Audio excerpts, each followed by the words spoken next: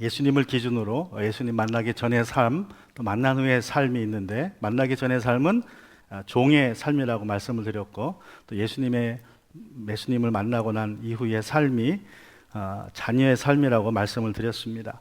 예수님이 세상에 오기 전에는 유대인이나 이방인이나 다 모든 사람이 무엇인가의 종노릇하고 있었습니다. 유대인들은 지난 2000년간 율법의 종노릇을 했죠. 그리고 이방인들은 세상의 유치한 교훈의 종노릇을 하고 있었습니다. 지금도 그리스도 예수 안에 있지 않은 사람들은 다 무엇인가의 종노릇하며 살고 있습니다. 권력의 종노릇하든지, 물질의 종노릇하든지, 또 명예의 종노릇하든지, 쾌락의 종노릇하든지, 또 무엇인가에 사람들은 종노릇하며 살고 있습니다. 여러분, 종노릇한다는 말은 나를 좌지우지하는 그것에 내가 지배를 받고 있다는 뜻입니다. 좀 고상한 표현으로 요새는 그것을 심리학적 용어로 중독이라고 표현을 해요. 그래서 이 중독에 걸린 사람들의 특징은 뭐죠? 첫 번째 특징은, 중독에 걸린 사람들은 절대로 자기가 중독자라고 얘기하지 않습니다. 술 취한 사람이 절대로 자기가 술 취했다고 인정하지 않는 것처럼, 중독에 걸린 사람들은 자기가 무엇에 중독자이다라는 말을 절대로 하지 않습니다. 그리고 굉장히 기분 나빠해요. 아무리 마약이나 술이나 무언가에 중독되어 있더라도 인정하지 않습니다. 그래서 이 중독에 걸린 사람들이 중독에서 해방되려면 첫 번째로 해야 될 게, 내가 중독자라는 사실을 인정하는 것이 첫 번째 중독에서 해방되는 길입니다. 그런데 사람들이 그것을 인정하기가 쉽지가 않습니다. 자, 우리가 세상의 유치한 교훈 아래서 종노릇하고 있을 때에, 뭔가 중독되어 있을 때에, 종노릇하고 있었을 때에 하나님께서 그 아들 예수님을 보내셔서 사람의 아들로 태어나게 하셨는데, 특별히 유대인으로 태어나게 하셨습니다. 그것을 율법 아래서 이제 있게 자라게 하셨다라고 바울은 표현하고 있습니다. 왜냐하면 하나님께서 아브라함에게 이제 그 후손을 주시겠다고 약속하셨기 때문에 우리 예수님께서 유대인으로 세상에 오셨습니다. 갈라디아서 4장 5절에 보시면, 하나님께서 자기 아들을 세상에 보내셔서 여자에게 나시고 율법 아래에 있는 사람들을 이제 속량하게 하신다고 말합니다. 예수님께서 인간의 몸으로 오셨고 율법 아래에서 이제 자라게 하신 그 목적을 두 가지로 바울이 말하고 있습니다. 첫 번째는 어떤 목적입니까? 율법 아래에 있는 사람들을 속량하시고 구원하시고 라는 뜻입니다.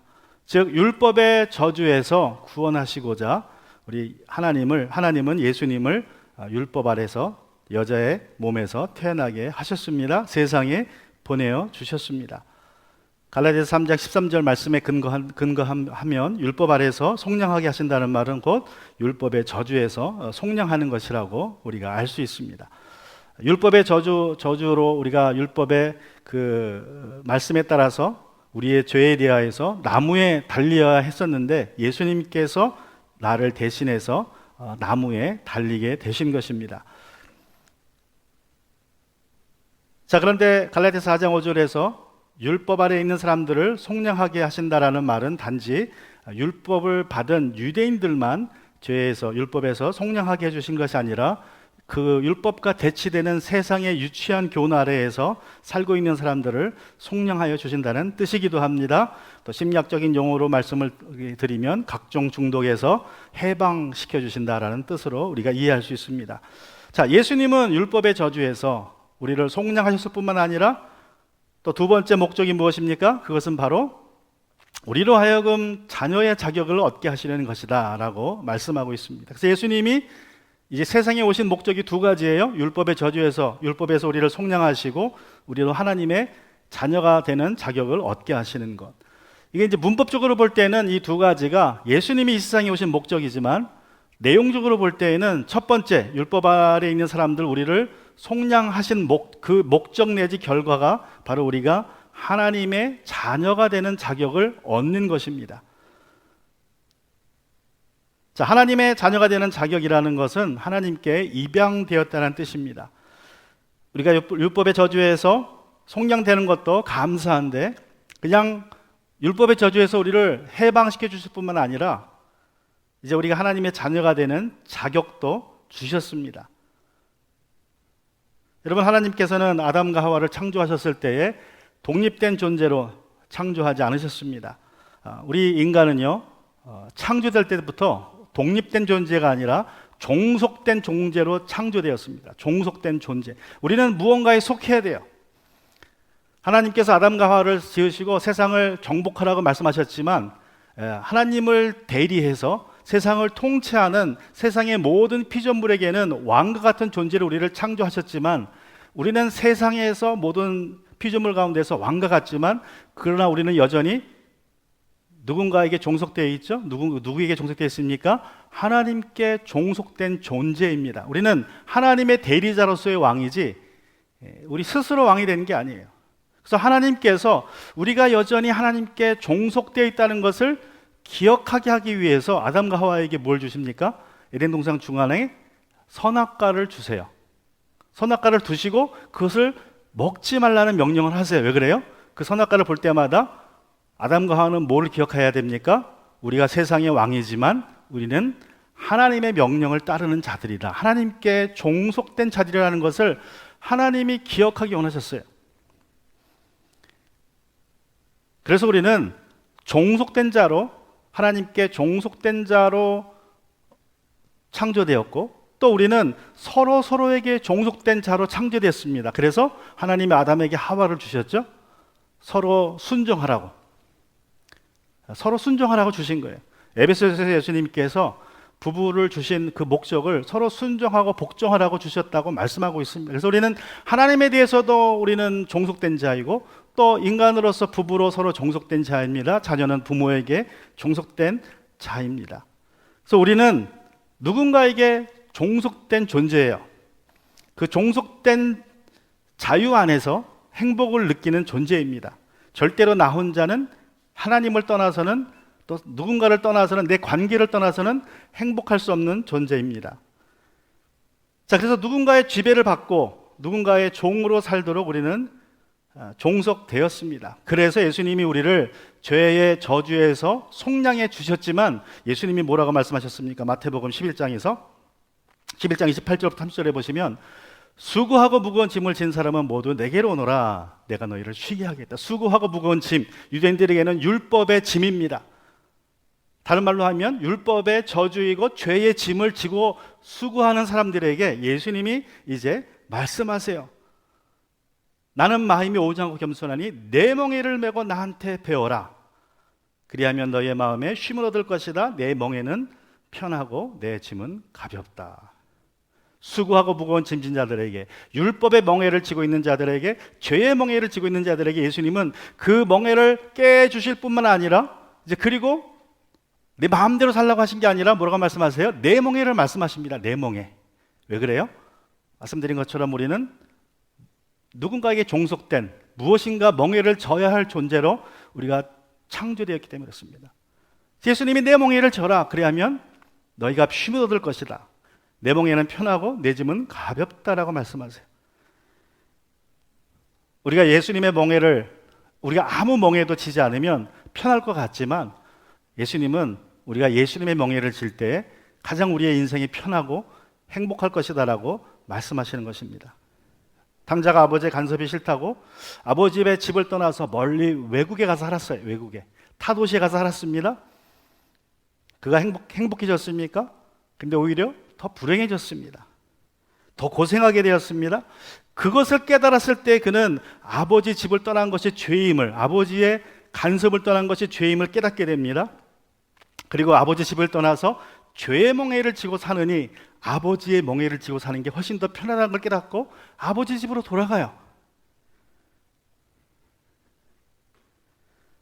우리는 다 죄의 멍에를 지고 죄의 종노릇하며 살고 있었는데 하나님께서는 예수 그리스도를 보내주셔서 이제 우리를 죄에서 속량하여 주실 뿐만 아니라 자녀 삼아 주셨습니다. 다시 아버지에게 속하는 종속된 존재로 우리를 만들어 주셨다는 것이에요.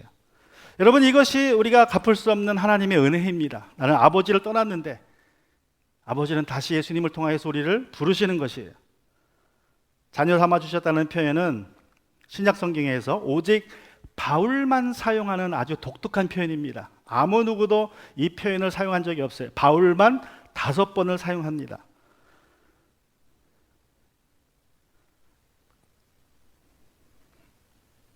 보시면 우리로 하여금 자녀의 자격을 얻게 하시려는 것입니다.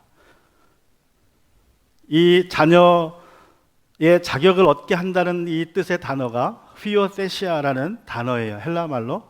이 말은 문자적으로는 아들 자리에 두다, 아들의 자리에 두다라는 뜻이에요. 휘오라는 말이 아들이라는 뜻입니다. 아들. 그리고 세시아라는 말이 두다라는 뜻이에요. 그래서 그 두 단어를 합치면 그 뜻이 아들의 자리에 두다. 우리가 그 자리를 떠나고 박차고 도망쳤는데 다시 우리를 그 자리로 돌아오게 하는 것이 자녀 삼아 주셨다. 즉 양자 삼아 주셨다라는 뜻입니다. 그래서 바울이 5번을 사용했는데 이 갈라디아서 4장 5절 말씀하고 또 로마서 8장 15절에 보시면 자녀로 삼으시는 영을 받았습니다. 여러분은 또다시 두려움에 빠뜨리는 종살의 영을 받은 것이 아니라 자녀로 삼으시는 영을 받았습니다. 그래서 우리는 그 영으로 하나님을 아빠 아버지라고 부릅니다. 또 23절에 가시면 그뿐만 아니라 첫 열매로서 성령을 받은 우리도 자녀로 삼아 주실 것을. 여기서도 똑같은 단어가 사용되었고요. 또 9장 4절에서도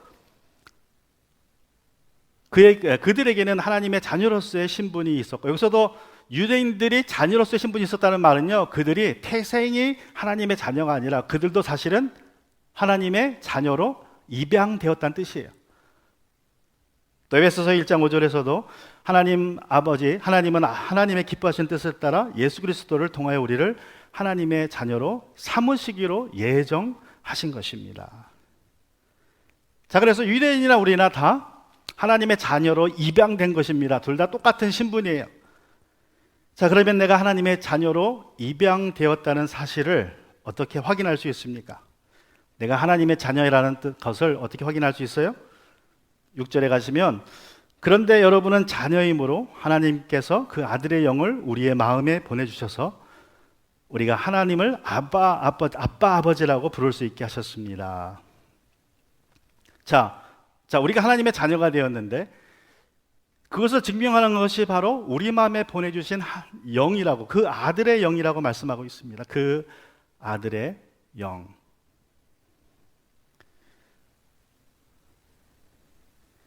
이 성경에 보면 성령을 표현하는 이 단어들이 여러 개 나오는데 오늘 본문의 말씀에 보면 그 아들의 영이라고 표현을 했고, 또 로마서 8장 9절에서 보면 그리스도의 영이라고 표현도 했고, 로마서 9장 14절에 8장 14절에 보면 8장 14절에 보면 자녀로 삼으시는 영이라고 하기도 했고, 고린도후서 3장 17절에 보시면 주님의 영이라고 말하기도 했고, 또 빌립보서 1장 19절에 보시면 예수 그리스도의 영이라고 말씀하고 있습니다. 근데 갈라디아서에서 보면 오늘 말씀 4장 6절에서 보면 그 아들의 영이라고 표현합니다. 그 아들. 왜 그렇습니까? 갈라디아에서 3장과 4장에서 누가 나와요? 아브라함이 나오죠. 예수님은 아브라함의 후손으로 이제 오신 분이에요. 아브라함의 아들로 오신 분입니다. 그래서 그 아들, 아브라함의 아들, 또 하나님의 아들의 영을 우리에게 주셨다라는 뜻을 강조하기 위해서 바울은 갈라디아서에서는 이제 그 아들의 영이라는 표현을 씁니다. 자, 우리 마음에 아들의 영이 들어오시면 우리에게 어떤 일이 벌어집니까? 우리가 하나님을 아빠, 아버지라고 부를 수 있게 되었다라고 이제 성경은 말씀하고 있습니다. 그런데 여기서 보면 이 갈라디아서 4장 6절 새번역 성경 위에 있는 성경하고 그 개역 성경에 번역한 내용을 보면 약간 차이가 있어요. 갈라디아서 4장 6절을 제가 읽어드리면 그런데 여러분은 자녀이므로 하나님께서 그 아들의 영을 우리 마음에 보내주셔서 우리가 하나님을 아빠 아버지라고 부를 수 있게 하셨습니다. 개역 성경으로 읽어드리면 너희가 아들이므로 하나님이 그 아들의 영을 우리 마음 가운데 보내사 아빠 아버지라 부르게 하셨느니라. 자, 이 두 번역의 차이점이 뭐예요? 새번역 성경에서는 누가 하나님을 아빠 아버지라고 부릅니까? 우리가, 그죠? 우리가 아빠 아버지라고 부르는 것처럼 번역을 했습니다. 그런데 개역 성경에 보면 그 우리가가 빠져 있어요.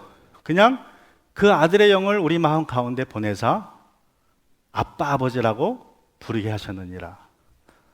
자, 누가 하나님을 아빠, 아버지라고 부르는지 그 개역 성경은 좀 불분명해요. 근데 그것을 분명하게 하기 위해서 해번역은 우리가라는 단어를 집어넣었습니다. 그런데 저 번역이 공교롭게도 아쉽게도 올바른 번역은 아니에요. 왜냐하면 그 부르게 하신다는 동사의 그 성이 영, 성령, 아들의 영하고 똑같습니다. 같이 중성이에요. 그래서 문법적으로 볼 때는요, 내 안에 들어오신 성령이 하나님을 아빠, 아버지라고 부르는 거예요. 물론 의미상으로는 우리가 부르는 것으로 우리가 해석할 수도 있기 때문에 세번역이 저렇게 번역을 했어요. 우리가 부르는 것으로. 그런데 문법적으로 볼 때에는 엄격하게 보자면 내 안에 들어오신 영이 하나님을 아빠, 아버지라고 부릅니다. 아빠, 아버지라고. 그것이 내가 하나님의 양자가 되었다는 증거입니다.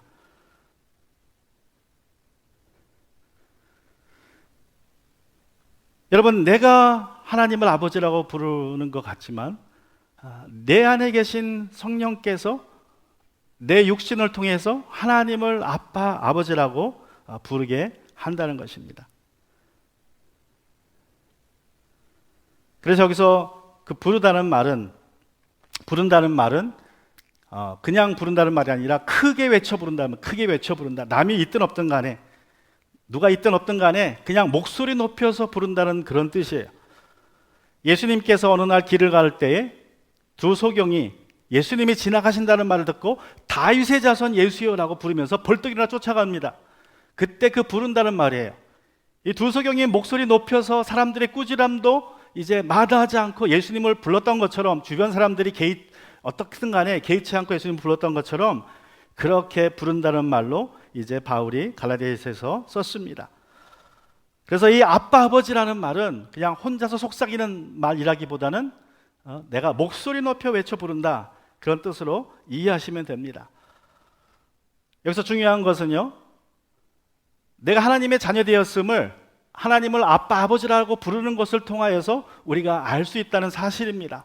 많은 사람들이 구원의 증거로 방언을 받아야 된다, 어떤 성령의 은사가 나타나야 된다라고 생각을 합니다. 물론 틀린 말은 아니지만, 그러나 오늘 본문의 말씀에 근거해서 볼 때에 내 안에 성령이 계신다는 증거는 무엇입니까? 내가 구원받았고 내가 율법의 저주에서, 율법에서 속량받았다는 증거는 하나님 아버지를 아빠, 아버지라고 부르는 것이에요. 물론 그것은 성령이 나를 통해서 부르시는 것이기도 하지만, 그래서 내가 하나님의 자녀라는 증거는, 내가 구원받았다는 증거는 바로 하나님을 아빠, 아버지라고 부를 수 있다는 것입니다. 부른다는 것입니다. 근데 특이하게도 바울은 아빠, 아빠도 아니고 아버지, 아버지도 아니고 아빠, 아버지라는 표현을 써요. 아빠, 아버지. 그러니까 다른 표현을 써요. 주로 아빠라는 말은 누가 씁니까? 아빠라는 단어는 누가 쓰는 단어예요? 아기들이 씁니다. 주로 미성년자 자녀들이 쓰는 단어예요. 물론 여자분들은 결혼하고 그래도 아버지를 아빠라고 부르기도 하지만, 남자들은 다 커가지고 장가 갔는데 아버지를 아빠라고 부르기는 좀 그래요. 그죠? 거의 없어요. 여자분들, 딸들은 그래요. 딸들은 그냥 친하니까 아빠라고 계속 불러요, 나이가 들어도. 근데 남자들은 그렇지 않죠. 그래서 이 아빠라는 단어는 아이들이 쓰는 단어예요. 어린 나이에 친밀감을 의미합니다. 친밀감. 아빠 할 땐 그 친밀감이 우선되는 단어고, 아버지라는 단어는 어떤 단어예요? 주로 성인이 쓰는 단어입니다. 친밀감도 있지만 존경심이 먼저 들어가는 단어예요. 아버지에 대한 존경심이 들어가 있는 단어입니다. 그래서 아빠, 아버지, 왜 굳이 아빠, 아빠도 아니고 아버지, 아버지도 아니고 아빠, 아버지라고 표현했을까? 그것은 바로 이 두 가지 단어의 그 내포된 의미, 아버지와의 친밀감과 아버지에 대한 존경심이 둘 다 표현되기 위해서 이렇게 쓸 수 있다라고 우리가 생각해 볼 수 있습니다. 그래서 아빠라는 단어는 아람어예요, 아람어. 근데 이제 이 아빠라는 표현이 거의 세계 모든 나라에서 거의 비슷하죠. 우리 한국 사람들도 아빠라 그러죠. 근데 이 아람어로는 아바라 그래요, 아바. 그리고 중국 사람들은 파파라 그러고, 또 이탈리아 쪽 사람들도 파파라 그러더라고. 영어로는 데디라고 그러지만 주로 파파에도 다 통하죠. 그래서 이 아빠라는 말, 아버지라는 말을 통하여서 하나님과 우리와의 관계가 나타납니다. 흥미롭게도 우리 예수님도 이 단어를 쓰셨어요. 예수님도 마가복음 14장 36절에 보시면 예수께서는 이렇게 말씀하셨다. 아빠 아버지, 아버지께서는 모든 일을 하실 수 있으니 내게서 이 잔을 거두어 주십시오. 그러나 내 뜻대로 하지 마시고 아버지의 뜻대로 하여 주십시오. 예수님이 언제 기도하신 것이죠? 이게 아빠 아버지 어디서? 겟세마네 동산에서 이제 십자가의 죽음과 그 고난을 앞에 두시고 하나님께 아버지께 기도하는 내용입니다. 근데 그때 예수님이 똑같이 아빠 아버지라는 표현을 써요. 아빠 아버지. 그러니까 아버지와의 그 친밀감과 또 아버지의 뜻대로 하겠다는 그 의지가 아빠 아버지라는 그 표현에 들어가 있는 것입니다. 그래서 어떤 분들은 예수님이 이때 이 죽음을 앞둔 이 고난의 때 피와 땀이 흘리면서 피와 땀을 흘리면서 기도했던 이 순간에도 아빠 아버지라고 했던 것을 보면 주기도문에서도 하늘에 계시는 우리 아버지라는 표현보다는 하늘에 계시는 우리 아빠라고 하지 않았을까라고 주장하는 분들 계세요. 아니면 하늘에 계신 우리 아빠 아버지라는 표현을 썼지 않았을까라고 이제 해석하는 신학자들도 있습니다. 자, 이 아빠라는 말은 어린아이가 두려움이 없이 그냥 기쁨으로 아버지에 대한 친밀감을 나타나기 위해서 쓰는 표현이고, 아버지라는 표현은 말씀드린 대로 이제 존경의 마음으로 쓰는 표현입니다. 자, 이 아빠 아버지, 이 4장 5절에서 나오는 아빠 아버지, 6절에서 나오는 아빠 아버지라는 표현을 갈라디아서 4장 이제 그 4장의 문맥에서 이해를 한다면 이렇게 우리가 해석할 수도 있습니다. 여러분 4장 1절에 성경 한번 보세요. 갈라디아 4장 1절에 보시면 어떤 내용이 나옵니까? 우리가 아직 어릴 때라는 표현이 나오죠. 어릴 때에는 누구 아래에 있습니까? 어릴 때에는 율법 아래에 있어요. 어릴 때에는 훈육의 영, 개인교사 아래에 있습니다. 그게 어릴 때의 상황이에요. 그러므로 여기서 4장 6절에서 바울이 아빠 아버지라고 한 표현을 이 문맥에서만 이해하자면 아빠라는 표현은 아마 그 어릴 때 상황을 나타내는 표현일 수 있고, 아버지라는 표현은 이제 25이 넘어서 법적으로 독립된, 법적으로 이제 자기가 뭔가 행사할 수 있는 그러한 권한이 주었을 때 이제 그 때를 나타내는 단어라고 해석할 수도 있을 것입니다. 예수님께서 세상에 오셔서 우리로 하나님의 자녀가 되는 자격을 얻게 하셨고, 그 증거로 우리에게 성령을 주셨습니다. 그래서 우리가 이제 하나님을 아빠, 아버지라고 부를 수 있게 되었습니다. 자, 그러므로 이제 우리가 하나님을 아빠, 아버지라고 부르게 됐다는 것은 이제 우리와 하나님 사이에 율법이라는 중개자가 없다는 소리예요. 내가 하나님 앞에 하나님을 아버지라고 부르는 것은 이제 하나님과 우리가 아주 친밀한 사이, 그리고 하나님을 존경하는 그러한 관계가 되었다는 것입니다. 흥미로운 것은 이 갈라디아서 4장 4절부터 6절에 보시면, 자, 우리가 구원받아서 하나님의 자녀가 되는 자격을 얻기까지 성부, 성자, 성령 세 분이 다 역사하셨다는 것입니다. 자, 하나님께서는, 자, 성부 하나님은 어떤 일을 하셨습니까? 자기 아들 성자 예수님을 세상에 보내셨어요. 예수님은 그 아버지의 뜻에 순종하셔서 여자에게 나시고 인간의 몸으로 오셨고, 또 율법 아래서 자라셨습니다. 유대인으로 자라셨습니다. 자, 그러자 누구든지 그 예수를 믿는 사람들에게는 아들의 영이 들어갑니다. 그래서 하나님을 아빠, 아버지라고 부를 수 있게 해주었습니다. 자, 우리가 구원받는 데 있어서 이 삼위일체, 성부 하나님, 성자 하나님, 성령 하나님이 다 관여하고 계신다는 사실을 바울이 보여주고 있는 것입니다. 그래서 말씀드린 것처럼 갈라디아서 4장 1절에 보시면 이 아빠 아버지라는 뜻을 우리가 해석할 때에는 이 4장 1절에서 어릴 때에는 종과 다름이 없고, 그 아빠라는 말 속에는 우리가 어릴 때의 상황이 들어 있다고 해석될 수 있고, 또 아버지의 말 속에서는 우리가 이제 율법의 지배에서 통제에서 벗어난 성인으로서 하나님 앞에 온전히 세워진 구원받은 자의 모습이 들어있다라고 우리가 해석해 볼 수도 있습니다. 자, 성부 하나님이 기한이 찼을 때에 자기 아들을 세상에 보내셔서 여자에게서 태어나게 하시고 율법 아래에서 자라게 하셨습니다. 그래서 하나님, 예수님은 그 아버지 뜻에 순종해서 우리에게 구원의 길을 열어주셨어요. 그래서 누구든지 예수님을 믿으면, 예수님을 구주로 시인하면 이제 그 성령이, 아들의 영이 우리 안에 들어와서 하나님을 아빠, 아버지라고 부를 수 있게 하셨습니다. 하나님의 자녀가 되는 그러한 권세를 주셨습니다. 세상의 유치한 교훈에 종노릇 하는 갈릴레아 사람들을 위해서 성부 하나님, 성자 하나님, 성령 하나님께서 다 움직이셔서 그들을 하나님의 자녀 삼아 주셨어요. 그럼에도 불구하고 그 갈라디아 성도들이 다시 어디로 들어가고자 합니까? 율법 아래로 들어가고자 합니다. 자녀의 영을 이제 받았는데 다시 율법의 종살이가 그립다고 돌아가는 그들을 보고 바울이 할 수밖에 없었던 말이 바로 어리석은 갈라디아 사람이라고 부를 수밖에 없었습니다. 왜 그렇습니까? 그것은 돼지가 주인이 물로 깨끗하게 목욕을 시키셨더니 어떻게 해요? 목욕 끝나자마자 다 식탁물로 들어가는 거예요. 그런 상황이에요. 개가 토한 것을 다시 먹는 그런 상황입니다. 그래서 그것을 보고 바울이 갈라디아 사람들에게 어리석은 사람들이여 라고 부르는 것입니다. 치매에 걸린 한 노인이 있었습니다. 여러분, 치매에 걸리면 치매의 특징은요, 최근에 있었던 기억부터 사라져요. 치매는 오래된 기억, 아주 뇌 속에 깊이 박혀 있던 그 오래된 추억, 기억만 남습니다. 그래서 어릴 때 기억이 남아요. 그래서 심지어는 엄마가 자녀들의 이름도 잊어먹어요. 자녀가 누군지도 모릅니다. 다 성인이 돼서 생긴 기억이기 때문에.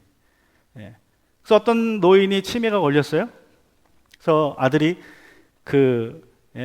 자기 어머니에게 이제 아침 출근할 때마다 어머니 기뻐하시라고 이제 용돈하고 돈을 드립니다. 10,000원짜리를 드려요. 그럼 어머니가 그 10,000원짜리를 버려버려요. 왜 이런 거 줬냐 그러고. 근데 100원짜리를 드리면 기뻐해요. 왜 그래요? 어릴 때 보던 거니까. 어릴 때 보던 동전 5원, 10원짜리 하고 비슷하니까 동전을 드리면 기뻐하는데 지폐를 드리면 버려버려요. 어떻게 보면 지금 갈라디아 성도들이 그런 상황입니다. 이제 자녀가 되었는데 다시 어디로 돌아가겠다? 종의 삶으로 돌아가겠다는 거예요. 이제 자녀가 되어서 자녀로 살면 되는데 다시 옛날 예수님 믿기 전에 상황으로 돌아가겠다는 것을 보고 바울이 그들을 어리석다라고 말하는 것입니다. 우리 7절에 보시면 바울이 이렇게 이제 결론을 맺습니다. 그러므로 여러분 각 사람은 이제 종이 아니라 자녀입니다.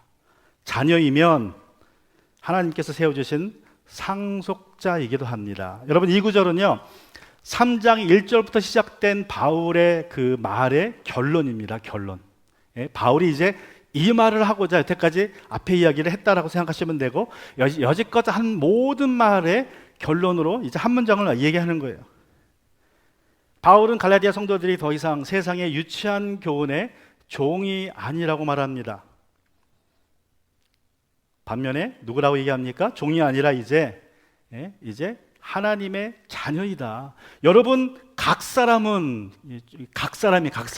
여러분 각자는, 이제까지는 우리는 여러분이라는 말을 통해서 그냥 이렇게 복수로 뭉뚱그려서 표현했지만, 이제 7절에는 여러분 각 사람이라고 얘기해요. 여러분 한 사람 한 사람이 이제 종이 아니라 하나님의 자녀입니다. 자녀.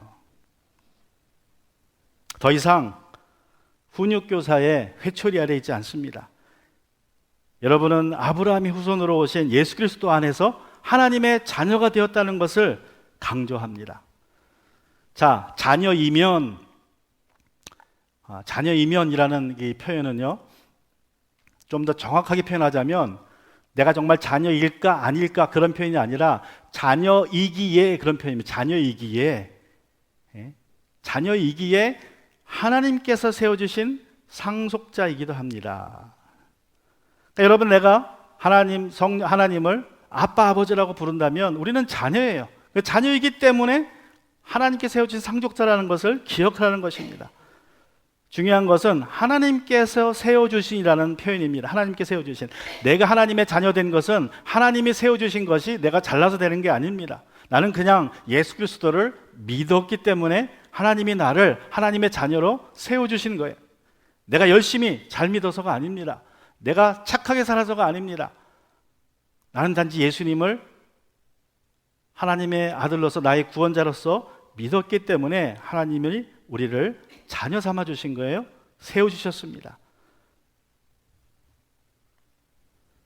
자, 그런데 누구로 세워주셨습니까? 누구로? 상속자로 세워주셨어요. 상속자. 하나님의 그 나라를 유업으로 받는 상속자로 우리를 세워주셨습니다.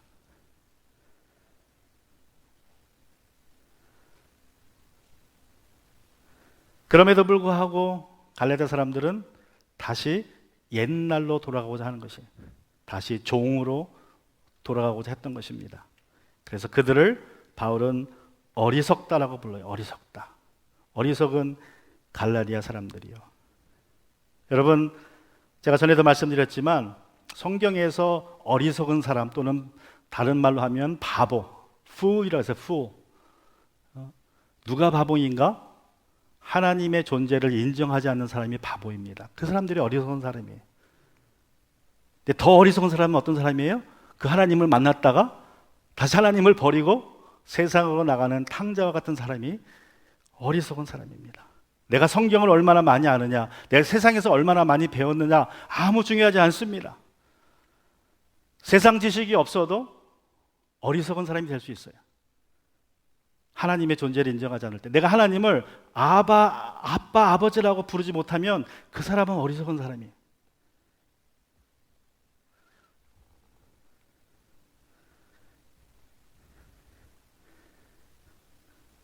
오랜 시간 신앙생활을 해온 많은 그리스도인들이 뭔가 좀 새로운 곳을 찾습니다. 이제 신앙생활도 뭐 5년, 10년 하면 뭐 거의 똑같은 것 같죠. 뭐 주일날 교회 나오고 뭐 사역하고 집에서 하는 일, 기도하고 경건의 생활하고 거의 비슷해요. 그래서 신앙생활 오래 하신 분들 중에서 어떤 분들은 새로운 것을 추구합니다. 새로운 경험을 추구하거나 새로운 지식을 추구해요. 그래서 나름대로의 그 영혼의 갈급함을 채우고자 합니다. 그래서 이제까지 경험하지 못한 것을 경험하기 원하고 이제까지 알지 못했던 그 신비로운 말씀의 지식을 알아가기를 원해요.